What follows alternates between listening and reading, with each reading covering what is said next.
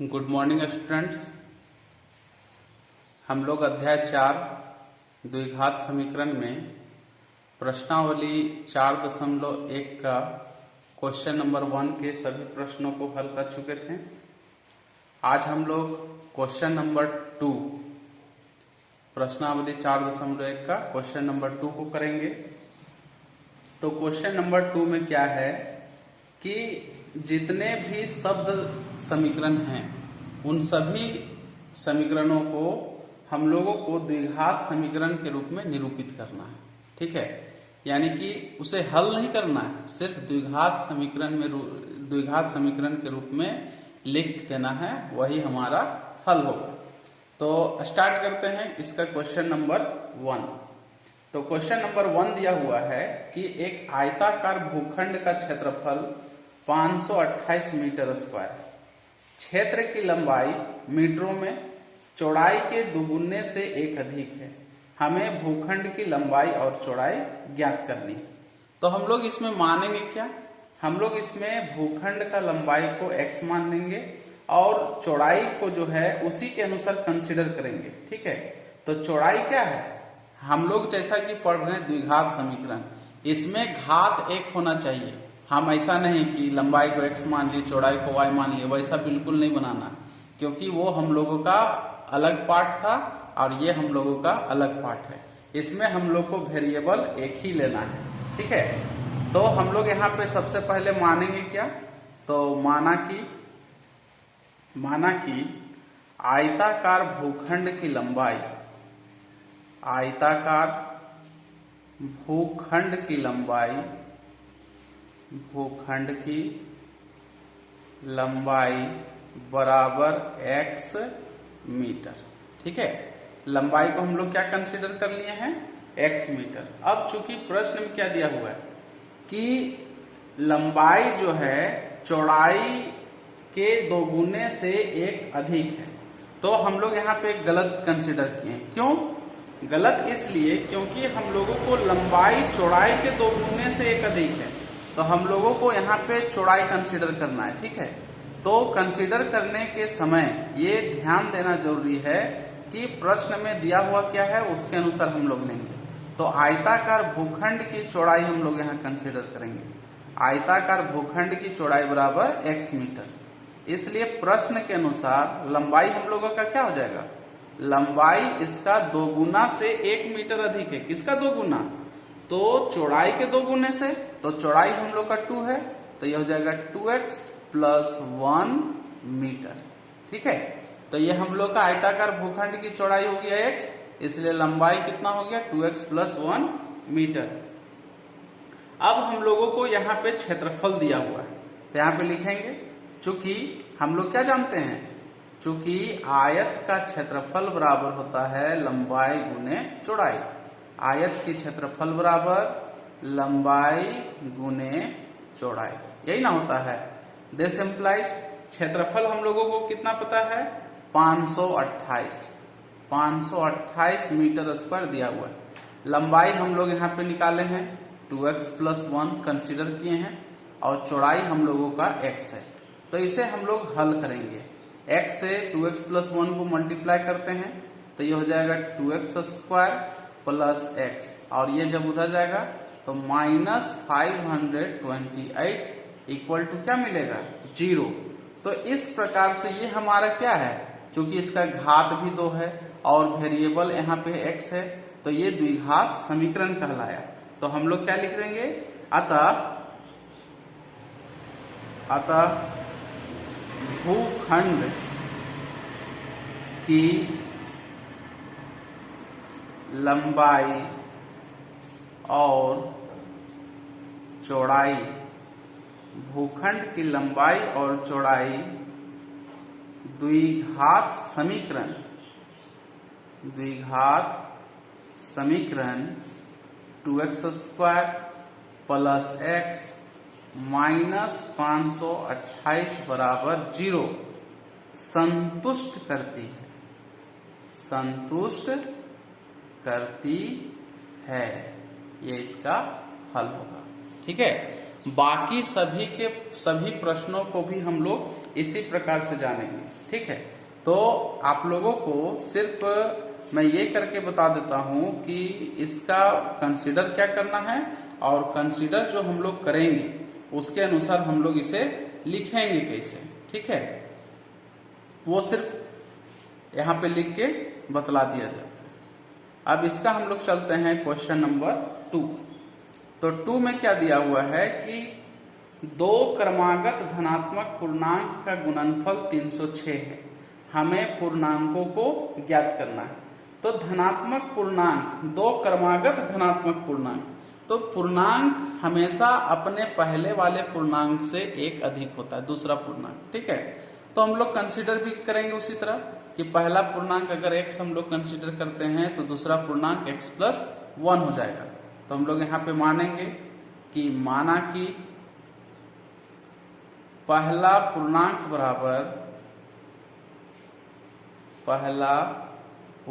बराबर x और दूसरा पूर्णांक हम लोगों का क्या हो जाएगा x+1, और दूसरा पूर्णांक बराबर होगा x+1।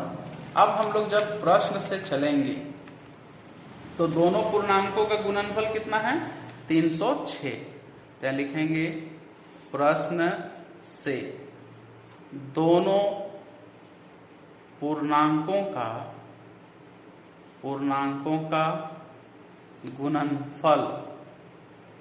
गुणनफल बराबर है 306।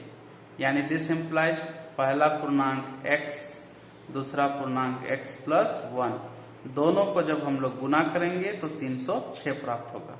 तो दिस इम्प्लाइज क्या हो जाएगा x² + x - 306 बराबर 0। तो ये हम लोग का द्विघात समीकरण हुआ। तो इसे हम लोग क्या लिखेंगे कि अतः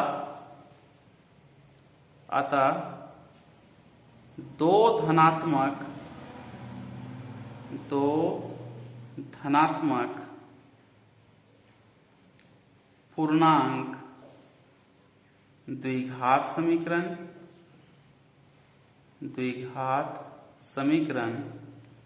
x² + x - 306 बराबर 0 संतुष्ट करती है। ये इसका आंसर होगा। नेक्स्ट हम लोग इसका क्वेश्चन नंबर 3 चलते हैं। तो 3 में क्या दिया हुआ है, रोहन की माँ उससे 26 वर्ष बड़ी है और आयु वर्षों में का गुणनफल अब से 3 वर्ष पश्चात 306 हो जाएगी। हमें रोहन की वर्तमान आयु ज्ञात करनी है। तो हम लोग रोहन की वर्तमान आयु को अगर हम x मानते हैं तो चूंकि उसकी माँ उससे 26 वर्ष बड़ी है, यानी कि रोहन की माँ का आयु कितना हो जाएगा x + 26 वर्ष, और दोनों को 3 वर्ष बाद जब हम लोग चलेंगे तो रोहन का x+3 हो जाएगा और रोहन की माँ का आयु हो जाएगा x+3 + 26 यानी x+29। जब दोनों को हम लोग गुना करेंगे तो कितने के बराबर होगा 360 के बराबर होगा। तो यहाँ पे हम लोग कंसीडर उसी के अनुसार करेंगे। माना कि रोहन का वर्तमान आयु बराबर x वर्ष, इसलिए रोहन की माँ का वर्तमान आयु कितना हो जाएगा 26 वर्ष बड़ा, यानी कि x+26 वर्ष। ठीक है, अब हम लोग चलेंगे क्या 3 वर्ष पश्चात चलते हैं। तो लिखेंगे 3 वर्ष बाद चलते हैं। तो रोहन का आयु बराबर हो जाएगा x+3 वर्ष। ठीक है, x में 3 वर्ष जुड़ जाएगा और रोहन की माँ का आयु बराबर हो जाएगा x+26 + 3 बराबर हो जाएगा x+29 वर्ष। अब हम लोग जब प्रश्न से चलेंगे तो क्या करेंगे, दोनों के आयु को गुना करते हैं तो वो 360 के बराबर होगा, यानी कि x plus 3 into x plus 29 equal to आएगा 360। तो इसको आप लोग हल करेंगे तो जो प्राप्त होगा वो हमारा द्विघात समीकरण होगा, जो इस प्रश्न का यानी कि रोहन की आयु और रोहन की माँ की वर्तमान आयु का रोहन की आयु और रोहन की माँ का आयु को वो संतुष्ट करेगा। ठीक है, तो आप लोग कंप्लीट कर लेंगे। नेक्स्ट इसका लास्ट क्वेश्चन हम लोग चलते हैं, क्वेश्चन नंबर 4, क्वेश्चन नंबर 2 का लास्ट प्रश्न 4, इसका हम लोग सॉल्यूशन करते हैं। तो इसमें क्या दिया हुआ है कि एक रेलगाड़ी 480 किलोमीटर की दूरी समान चाल से तय करती है। यदि इसकी चाल 8 किलोमीटर प्रति घंटा कम होती तो वह उसी दूरी को तय करने में 3 घंटे अधिक समय लेती। हमें रेलगाड़ी की चाल ज्ञात करनी है। तो हम लोग यहाँ पे जो प्रश्न है वो चाल, दूरी, समय से संबंधित है। तो सबसे पहले हम लोग रेलगाड़ी की चाल को मान लेंगे। तो लिखेंगे माना कि रेलगाड़ी की चाल बराबर, रेलगाड़ी की चाल बराबर हो जाएगा x किलोमीटर प्रति घंटा। अब यहाँ पे दूरी दिया हुआ है तो लिखेंगे चूंकि दूरी हम लोगों को कितना है 480 किलोमीटर, चूंकि दूरी बराबर 480 किलोमीटर, इसलिए समय क्या होगा, समय बराबर होता है दूरी बटे चाल। तो लिख देंगे दूरी बटे चाल। तो बराबर क्या प्राप्त होगा 480 बटे x घंटा। तो ये हो गया स्थिति 1 के अनुसार। अब हम लोगों को यहाँ पे क्या करना है कि 8 किलोमीटर प्रति घंटा चाल कम कर देना है, तो समय जो है 3 घंटा अधिक लेता है। तो पहले जब हम लोग 8 किलोमीटर प्रति घंटा जब समय कम करते हैं यानी चाल को कम करते हैं तो उस समय देखते हैं कि टाइम कितना लेता है। तो नेक्स्ट हम लोग चलेंगे, यदि इसकी चाल 8 किलोमीटर प्रति घंटा कम होती तो समय बराबर क्या हो जाएगा, इसमें 8 घंटा घट जाएगा। तो 480 बटे x माइनस 8 आवर। ठीक है, x में 8 जो है घट गया। तो अब प्रश्न के अनुसार क्या बना, तो दोनों में है, दोनों का जो अंतर होगा वो 3 घंटा होगा। यानी कि जब समय चाल जो है 8 किलोमीटर प्रति घंटा अगर कम कर देते हैं तो 3 घंटा अधिक समय लेता है, तो दोनों का अंतर 3 प्राप्त होगा।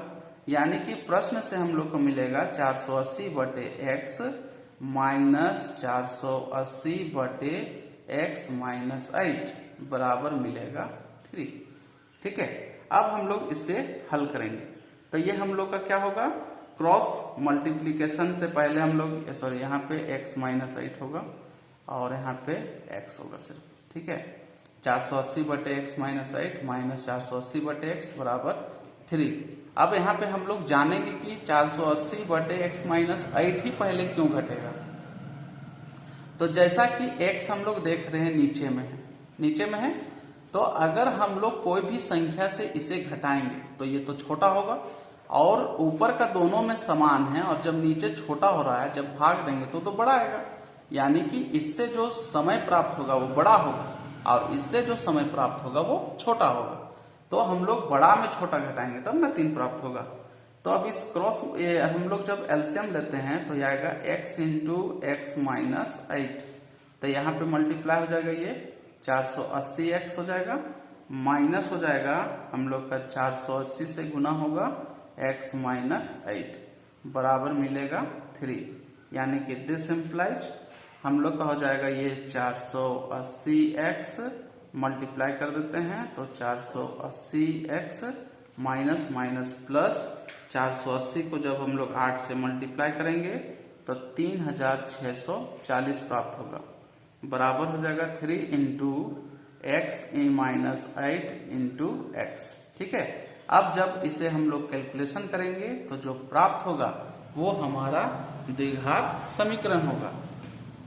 तो इस प्रकार से हम लोगों का प्रश्नावली 4.1 समाप्त हुआ। तो आप लोगों का होमवर्क क्या है कि प्रश्नावली 4.1 में जो क्वेश्चन नंबर 2 में जो 4 प्रश्न बताए गए हैं, तो 4 में से 2 प्रश्न को हल कर दिया गया है और जो 2 प्रश्न बचे यानी 3 और 4, उन दोनों प्रश्नों को आप लोगों के द्वारा द्विघात समीकरण के रूप में रूपांतरित करना है और हल को लिख देना है। ठीक है, अब हम लोग नेक्स्ट एक्सरसाइज स्टार्ट करते हैं, प्रश्नावली 4.2। तो प्रश्नावली 4.2 जो हम लोग हल करते हैं, जैसे हम लोग कोई भी द्विघात समीकरण जब 9th क्लास में हम लोग पढ़ चुके हैं कि द्विघात समीकरण को हम लोग गुणनखंड विधि से इजीली हल कर सकते हैं। तो जो प्रश्नावली 4.2 है वो उसी पे आधारित है, हम लोगों को उसमें हल ज्ञात करना है। आप लोगों को क्या पता है कि द्विघात समीकरण में हम लोग कितने प्रकार से हल करने वाले हैं? क्लास 10th में नहीं पता है, तो हम लोग यहाँ पे 3 प्रकार से हल करेंगे। ठीक है, हम लोग कितने प्रकार से हल करेंगे? 3 प्रकार से। 3 प्रकार में पहला होता है गुणनखंड विधि, दूसरा होगा पूर्ण वर्ग विधि और तीसरा होगा हम लोग का द्विघाती सूत्र विधि द्वारा। हम लोग का जो फर्स्ट मेथड होगा, फर्स्ट मेथड वो होगा गुणनखंड विधि, गुणनखंड विधि। ठीक है, सेकेंड मेथड हम लोग जो चलेंगे, सेकेंड मेथड वो होगा पूर्ण वर्ग विधि, पूर्ण वर्ग विधि। ठीक है, और लास्ट जो हम लोग चलेंगे थर्ड मेथड, वो हम लोग का मिलेगा द्विघाती सूत्र, द्विघाती सूत्र विधि द्वारा, द्विघाती सूत्र विधि द्वारा हम लोग इसमें हल करेंगे। ठीक है, तो ये 3 मेथड से हम लोग हल जानने वाले हैं इस अध्याय में। तो अब हम लोग फर्स्ट मेथड 4.2 में स्टार्ट करने वाले हैं। तो एक्सरसाइज 4.2 ये बहुत ही इजी मेथड है, हम लोग इसके बारे में पहले भी जान चुके हैं, है ना। तो इससे संबंधित सिर्फ एक प्रश्न आप लोग को बताया जाएगा और इसमें क्वेश्चन नंबर 1 में टोटल 5 प्रश्न हैं और पांचों प्रश्न को आप लोग बना लेना है। इसमें सिर्फ एक प्रश्न को मैं बतला देता हूँ। ठीक है, तो एक्सरसाइज 4.2 का हम लोग स्टार्ट करते हैं। क्वेश्चन नंबर 1 का सॉल्यूशन। ठीक है, तो इसमें लिखा हुआ भी है कि गुणनखंड विधि से निम्न द्विघात समीकरणों के मूल ज्ञात कीजिए। तो हम लोग क्या करेंगे, तो जो दिया हुआ है उसे सबसे पहले लिख लेना है। लिखेंगे, दिया है द्विघात समीकरण, दिया है द्विघात समीकरण। अब द्विघात समीकरण क्या है? वो है x² minus 3x minus 10 equal to 0। तो हम लोग इसे हल किस तरह करते हैं? x² में गुणांक देखते हैं और अचर पद का गुणांक देखते हैं, तो यहाँ पे 1 है, यहाँ पे -10, दोनों को मल्टीप्लाई करते हैं, यानी कि 1 इंटू -10 इक्वल टू क्या मिलेगा? -10। अब -10 को 2 फैक्टर में डिवाइड करना है ताकि वो गुणनखंड होकर के जोड़ने या घटाने पे -3 मिले, लेकिन जब हम उसे पुनः गुना करें तो वो 10 मिले। तो हम लोग इसमें से 2 फैक्टर ये टूटेगा, किसमें किसमें? एक -5 में और एक 2 में, क्योंकि 5 को 2 से गुना करते हैं 10 और माइनस प्लस माइनस, तो -5 और 2। ठीक है, तो हम लोग इसे 2 फैक्टर में डिवाइड कर दे रहे हैं, तो ये हो जाएगा x² minus 5x plus 2x minus 10 equal to 0। तो यहाँ से x को कॉमन लेते हैं तो क्या मिलेगा? x माइनस 5 और यहाँ से प्लस 2 को कॉमन लेंगे तो x माइनस 5 इक्वल टू 0। अब दोनों में यहाँ पे भी x माइनस 5 है, यहाँ पे भी x माइनस 5, तो x माइनस 5 दोनों से निकाल देते हैं तो बचेगा x प्लस 2 इक्वल टू 0। अब एक बार x माइनस 5 को 0 से कंपेयर करेंगे और एक बार x प्लस 2 को, तो हम लोग कंपेयर करते हैं x माइनस 5 इक्वल टू 0 या x प्लस 2 इक्वल टू 0। तो जब x -5 को 0 से कंपेयर किए तो x का वैल्यू कितना आया 5, और यहाँ पे x का जो वैल्यू आएगा वो -2 मिलेगा। तो ये 5 और -2 ये द्विघात समीकरण का मूल हुआ। तो लिखेंगे अतः द्विघात समीकरण के मूल 5 और -2 है। ये इसका आंसर हो गया। ठीक है, तो इसी प्रकार से आप लोग क्वेश्चन नंबर 1 के बाकी सभी प्रश्नों को हल करेंगे, और नेक्स्ट डे हम लोग इसका नेक्स्ट क्वेश्चन को सॉल्व करेंगे। Thank you.